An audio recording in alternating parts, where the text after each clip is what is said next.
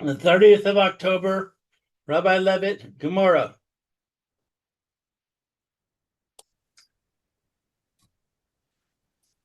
Kol elo she'amru.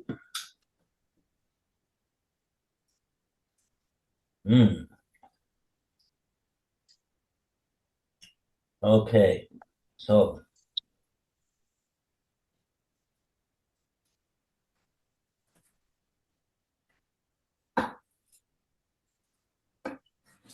let's see. We're up to Kol elo she'amru.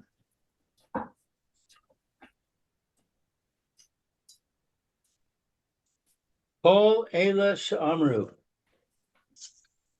All these which they have said are unidentifiable. Emasai Mutarim. When are they permitted to be kept by the finder? Bizman shemetzaan echad.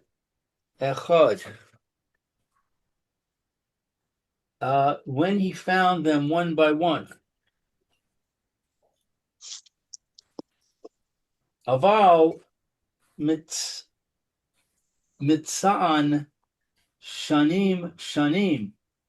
But if he found them two by two, chayav l'hachriz. He's obligated to announce.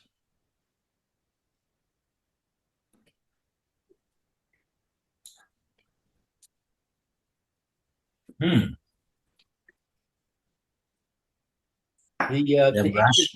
English says that the number can be an identifying mark. That's the Rashi. Rashi, the Chayiv al-Machri, says dominion high simon, that the number of the objects is considered a simon. Achas, bad achas, mechroz echad.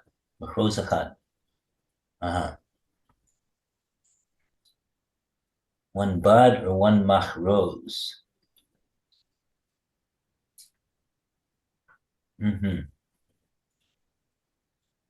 Okay.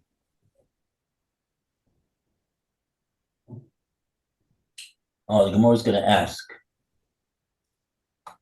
this now. What are these things that we're talking about? Okay, further. Weiter. My badai. What are badai? Shuche. Branches.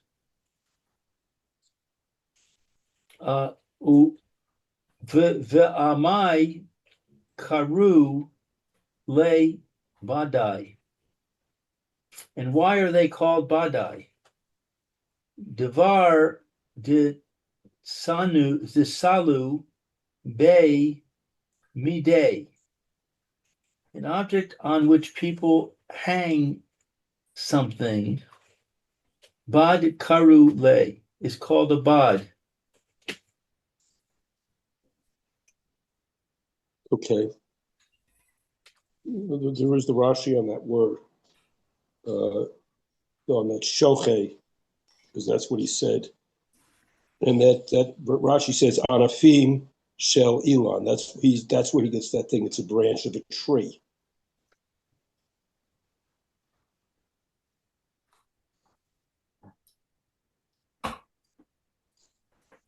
You could hang things on the branch of a tree. Right. Hihahu de amrinan hasam. It's like that which we said there. Allah echad bivad echad. One leaf upon one branch. Okay. That is the next Rashi. Alei echad, bibad echad. One leaf on one branch. The Mesechet Sukkah, Daf Mem Hey, it says Gabe Arve regarding Rava. the Aravot, Shenisharo, that remains mitzat aleha on part of the leaves, the nishtairu bar, and remains there shlosha alim, 3 leaves, lachim, moistly, 3 moist leaves. And this is achad, babad achad kishiro. Here we even say if only one of them on one leaf on one branch, kishiro, it remains.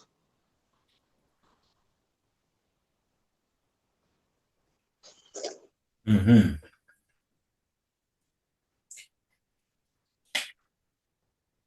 Wow. So badai are branches with only one leaf on them?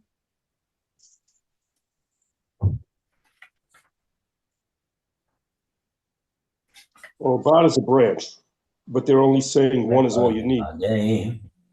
Totally midi. Bad correlate.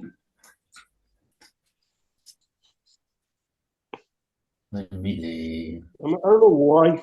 The only thing I'm trying to understand is we talk about Aravot, and I always thought for the Aravot to be kosher. Well, first of all, that's the Aravot, which is the Aravot, which is not the same as those. It's here's talking about one, and I thought you needed 2 of those in order to be kosher on Hoshana Rabbah. Oh, The but Aravot. no. What they're saying is in order for they're not getting into how many and this twigs you need to have. Right, the number of twigs is that Aravot. But I thought, doesn't each twig, in order for it to be good, need more than one leaf on it? That one leaf would not be kosher enough. Yeah, we don't follow this. We don't rely on this opinion. It says in the Gemora. We, but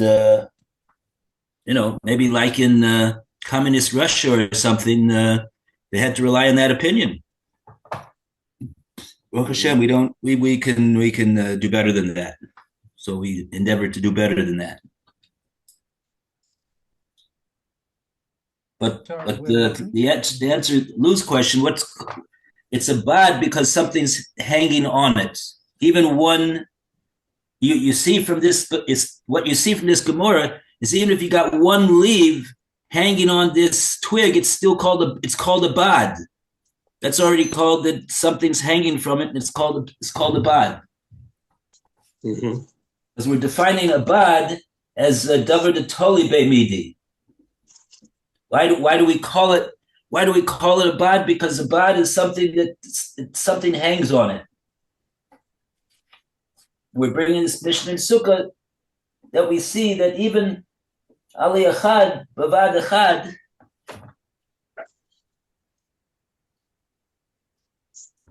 is kosher. Now you're asking, what do you mean only one twig? Leaf. The arava is the twig. The leaf is the leaf on the twig. That's what we're talking about. One leaf on a twig makes it a branch. Yeah.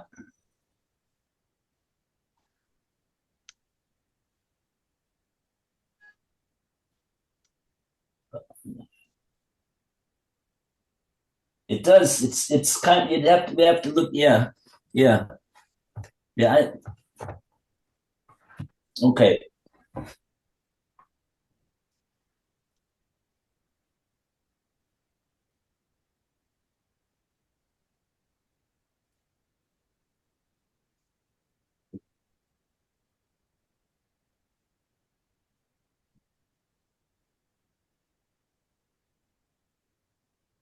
Hmm.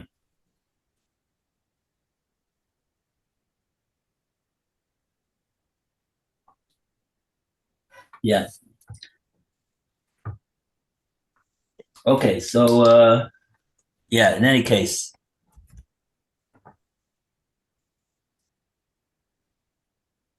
So let's see. Let's see further in the Gemora. Roy, you want to read? Yeah, where are we on 24A1? Is that right? Yeah, the last line on the bottom of the page. Okay, thank you. The Gemara now resumes the citation of the Brisa. V'chein haya Rabbi Shimon ben Eliezer Omer. Similarly, Rabbi Shimon ben Elazar would say, Hametzil min ha'arei, one who saves something from a lion, umin hadov, or from a bear, umin hanoma, or from a leopard, umin lace, or from a hyena, umin yum, or umi zuto shel yom, or from the tides of the sea, or mishal loliso shel naha, or from the surge of a flooding river, may retain it for himself. Amotse bisrataya upalatya gadula.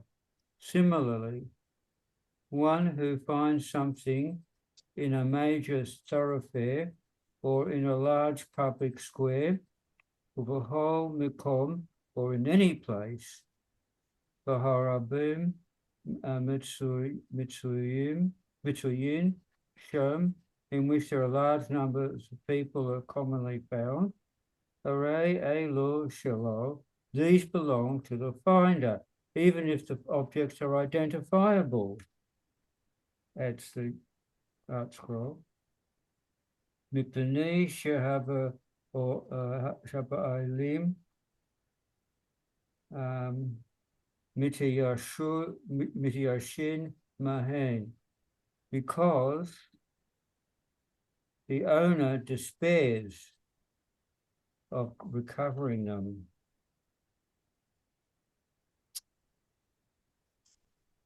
All right. Okay. Rashi's Bardalis. A Bardalis. What's a Bardalis? It's Voa.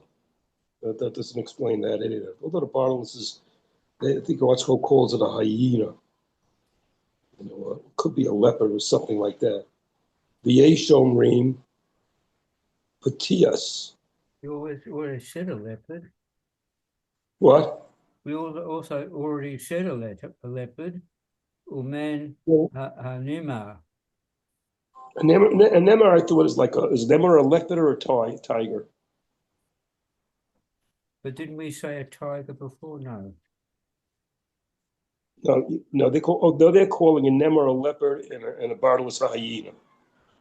But it's some kind of animals, and it's basically the Voa, I thought, is like that. It's colored somehow.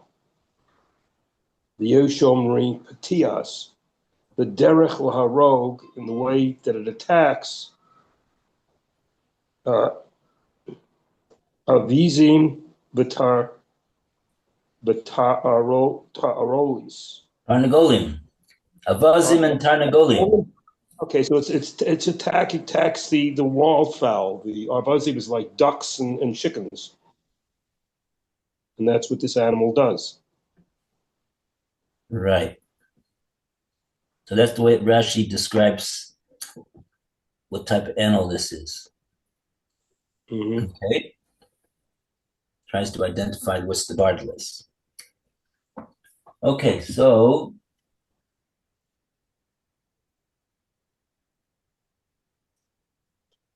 and then there's the call Makom Shaharibim and all the places where the public goes. The Ibilo Devar Shiesh Bo Simon. So even once it gets lost in, like, the public square, so to speak, Simon doesn't help. You just could give up on it. All too many people there for you really to find your object. It's just like a lost cause. A big place like that.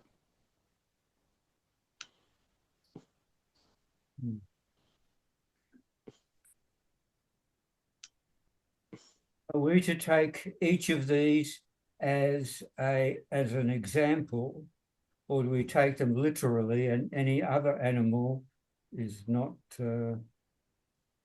considered? I think they're examples. I don't think it's only those kind of things. They're really, giving you examples of kind of situations. Give up, folks. You're never going to get it back from that type of animal. Yeah. I mean, you might say that, you might make inferences from this, that these are sort of wild animals that attack things, as opposed to like a domestic dog, or I don't know what they'd consider, other kind of objects, That's where you have the whole issue with when we talk about the animals being Tom and Mued, with oxes attacking and cows attacking.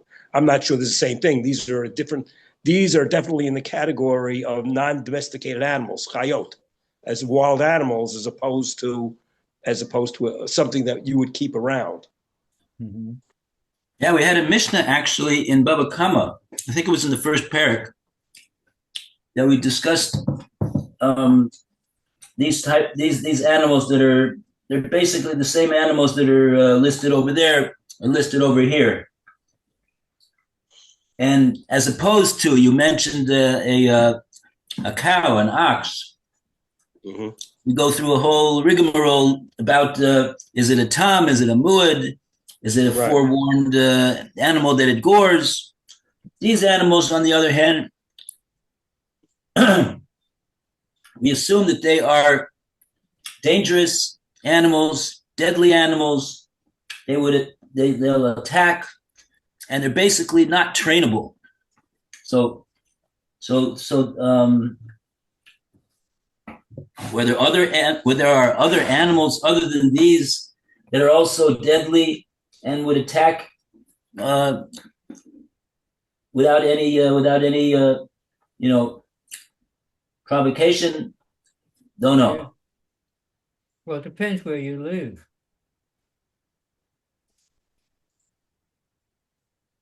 Depends where you live. Some animals aren't there. So there are other animals.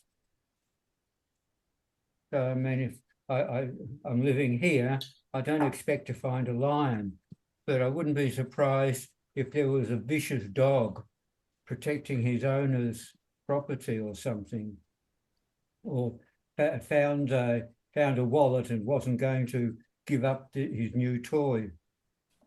Oh, so it doesn't mention the dog over here. No, but because the dog is not in the same category. But he's still vicious. It could be. That's what I'm saying. It could be vicious and refuse to give up what it found in the street. That's his toy. What the Gemora in Bava Kama says about these animals is you're not able to train them. Mm-hmm. They are always regarded as animals that are deadly.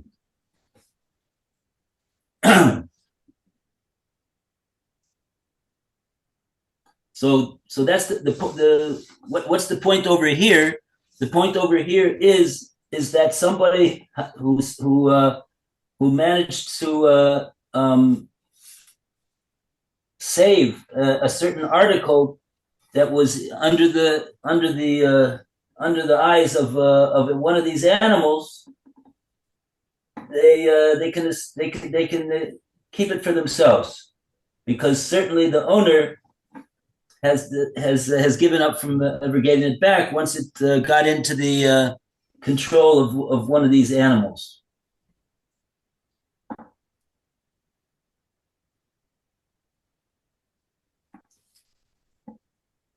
Just see if one of the commentators asks, what about other animals? Are there other animals that we would say this about?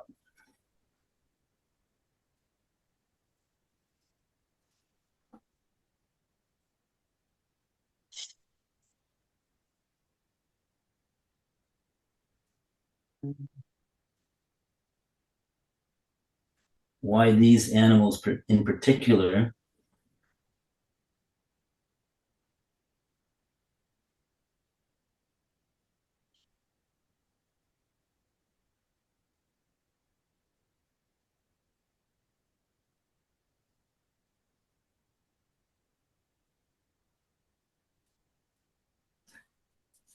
Yeah, the Malay Roim says on these animals,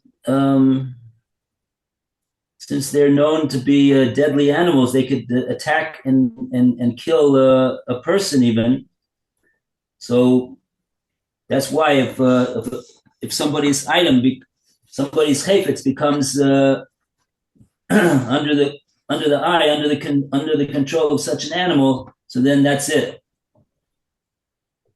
So therefore, anybody who would be able to wrest the item away, the chayfetz away from this lion or this bear, so then they could keep it. Okay.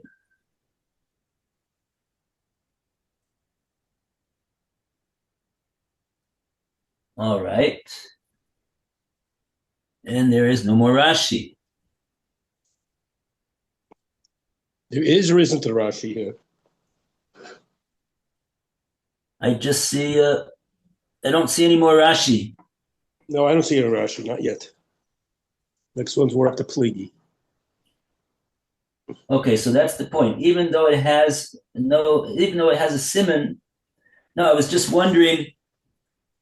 Okay, so it's understandable that the person's going to despair if his chayfetz comes under the control of a lion. Doesn't matter whether it has a siman, he's going to be miyayish.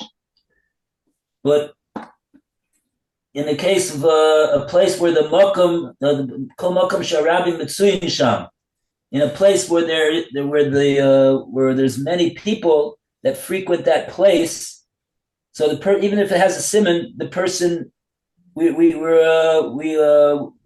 say that the person is going to be miyayish, and therefore the finder can keep such an item.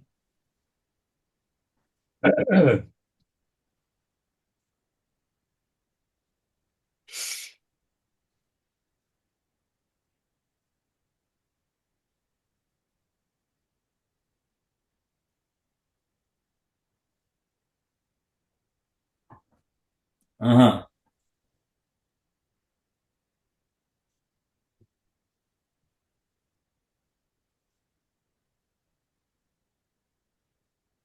Okay, so they don't. I guess we intuitively we can understand why that would be.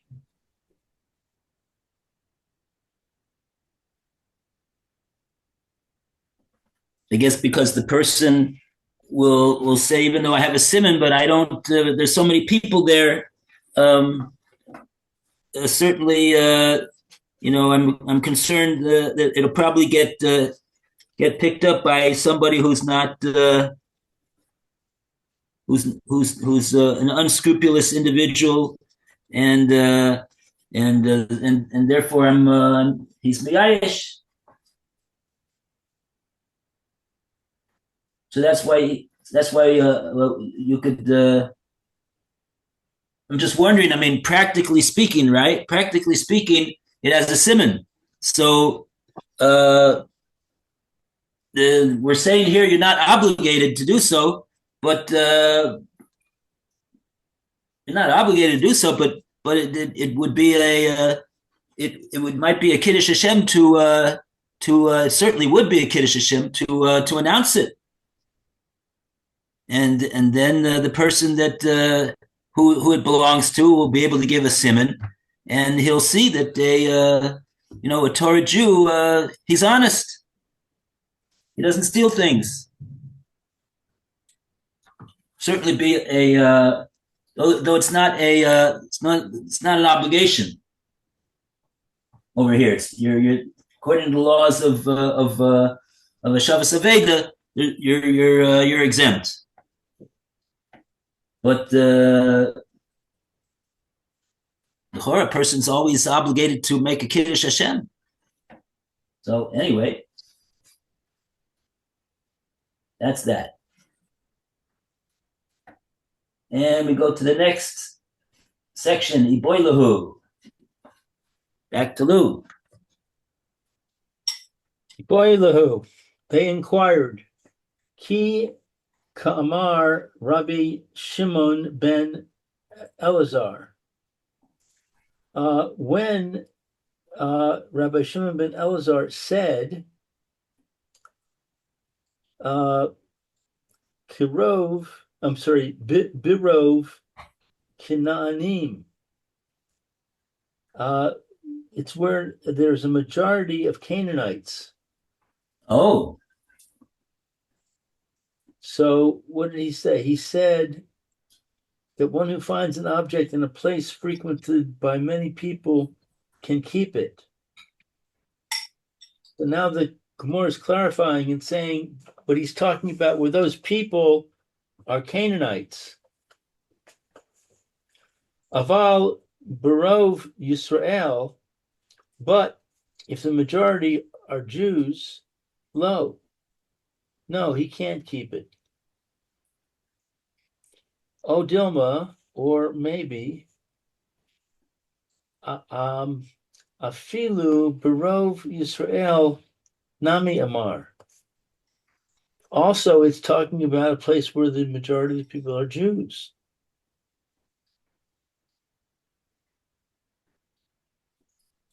So that's the question, Iboilahu.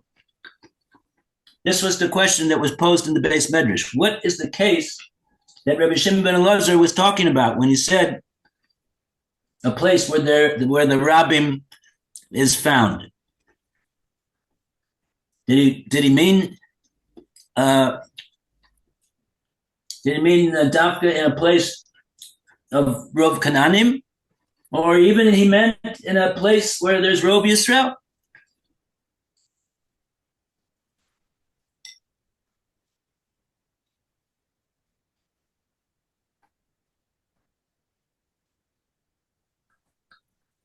So let's see what the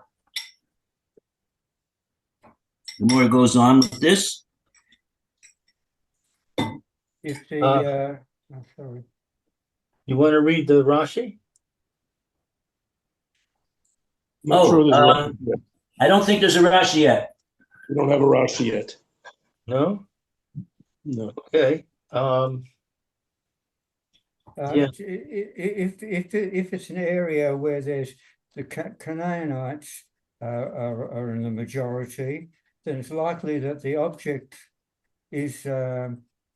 belongs to a Canaanite rather than to a Jew. And if so, would be a Kiddush Hashem to return it.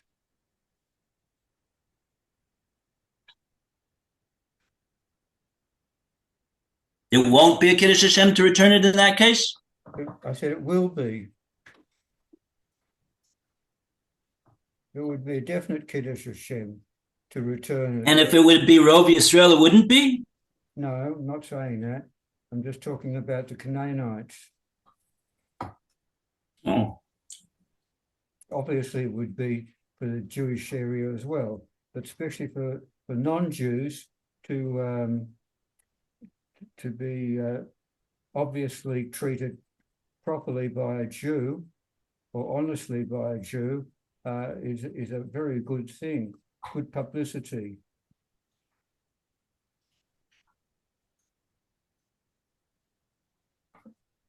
Oh, so you're saying, Precious okay. and valuable object.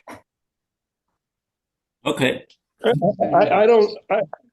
Without giving an answer to the Gemara, I don't see how it ever really would make a difference in this kind of case between it being Jews or anybody else. Once you're in a place that's frequented by so many other people, you could be mi'ayesh, no matter where you are, because there's so many people going there. Does it matter if it's Jews, not Jews? I understand there's a thought, maybe a Jew is a nice guy and will return it. We'll figure he has to return it if he finds something. If he finds something with a simon, maybe. But he wouldn't even know what a simon is, just finding a stam object in a big, busy place. Mm. You know, so. Okay. Let's see what the Gemara says further. Gemara's developing the point over here. Oh. Imtim Okay. Saloma. Im Tim Salomar.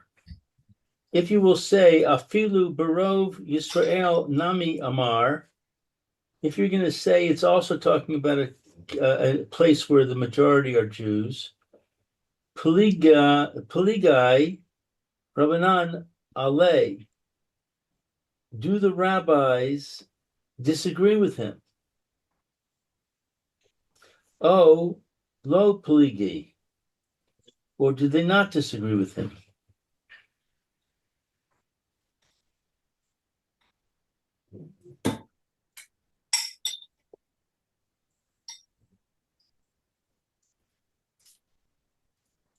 Okay, here we have a one-word Rashi. The Kligi? Yeah. The Kligi that they disagree. No, it's not one word, Rashi. It's the Rabbanan Alea, the rabbis. The rabbis argue on it. The Rabbanan argue on it. The Tritha Mimitzo Amotse Maut. That we didn't get to yet. Okay, so that's maybe that's the point. That's arguing about money. Yeah, both of them. Yeah, okay. My English on both of them. My English doesn't quote Rashi, but it does say that the rabbis agree. I don't know where it gets it from.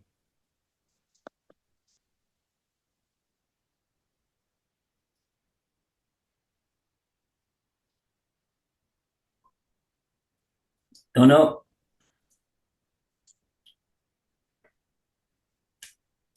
So there's a question here. The question is kind of it's really saying, do you say that the majority are Jews? The rabbis say that? Do you say that this is where that the rabbis disagree with him? Or low play you, or they don't disagree? It's like a question here.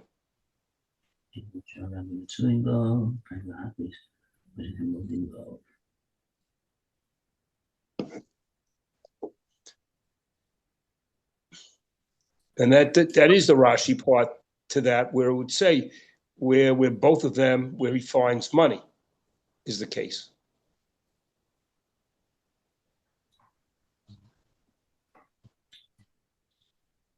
Yeah.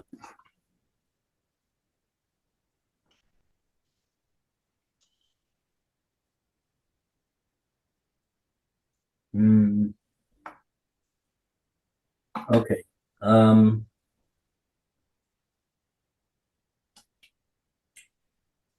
All right. So we got 5 minutes left. We have a number of Imtim Silomars over here. We have 3 more Imtim Silomars to read in the Gemora.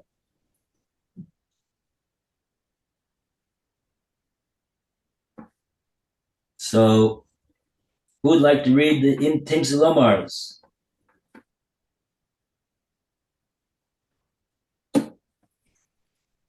Well, I'll read one or two, or I'll read one. Anyway.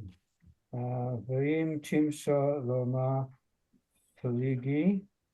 And if you will say that the rabbis do disagree, and here it says with Reb Shimon ben Elazar, what is the extent of their disagreement? Barav Yisrael,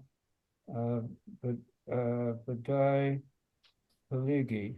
if they disagree at all, they certainly disagree where the majority of people are Jews, and obligate the finder to announce the lost object. Barov Canaanim, however, where the majority are Canaanites, Peligi, do the rabbis disagree and obligate the finder to announce the lost object? Or lo Peligi, or do they perhaps not disagree in this case, says Art Scroll, but, says the Art Scroll, except Reb Shimon ben Elazar's ruling that one is permitted to keep what he finds in an area with a Canaanite majority. And then it says the Gemara now questions what the authoritative ruling should be.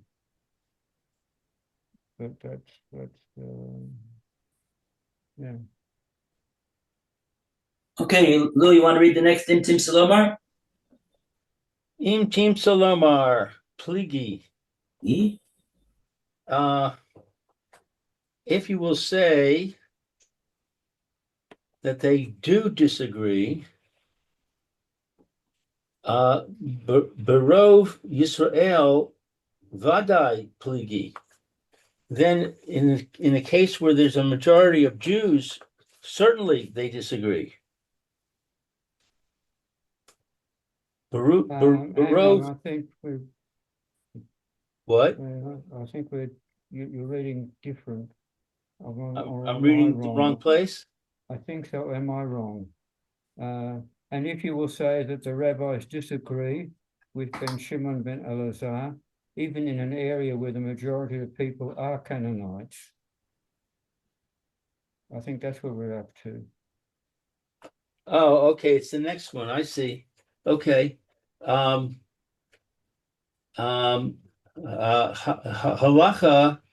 Kemoso, is the halacha like them? Like him, like Rabbi Shimon ben Elazar. Ain halacha Kemoso, or maybe the halacha is not like Rabbi Shimon ben Elazar. So if the rabbis disagree with him, then who's right? We don't know. It's of Rav Kananim. Who's the halacha follow? Okay. And then there's a final Im Tim Salomar. If you will say halacha Kemoso, the halacha is like Rabbi Shimon ben Elazar. Dafka Barov Kanaanim, then certainly